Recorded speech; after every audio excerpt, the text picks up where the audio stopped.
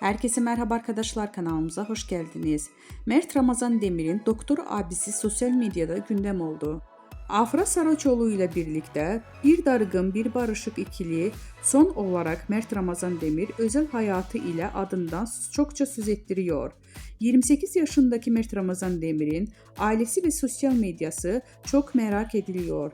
Demir'in doktor abisiyle Melik Demir ile paylaştığı kareler ilgi odağı oldu.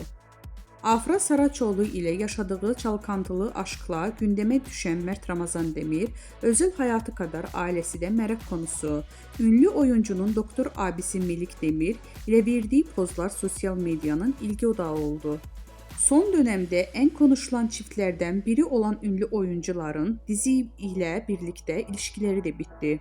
Öte yandan başarılı oyuncu Mert Ramazan Demir'in Melik Demir dışında 3 erkek kardeşi daha bulunuyor.